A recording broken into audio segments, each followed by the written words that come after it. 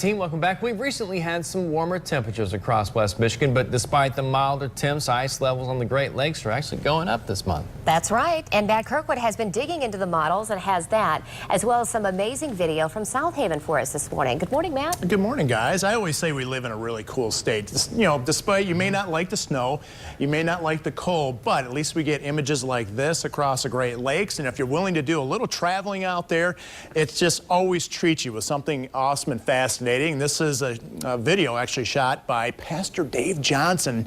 This is South Haven this past weekend, and you can see how the icebergs, we call this pancake ice, and you kind of see how it forms out there and the power of the water lifting these large icebergs here. You have to imagine they weigh several hundred pounds. If you look at the distance, you can also see open water out there, and there's still a lot of open water.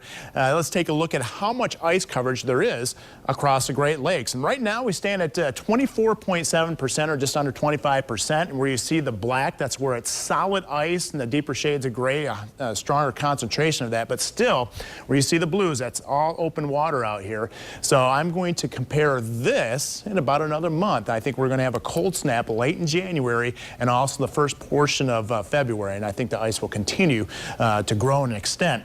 How do we compare in the historical averages? Let's take a look at that. And right now, if you look at this green line, this is basically average. Here we are, 2014 and 2015, so we are a good extent above the average level, but you can see back way back in the early 1980s, and also in the mid-80s, the ice level by this time of year was quite extensive out there. But again, we'll revisit this in about another month. Really cool stuff. Thanks, Matt.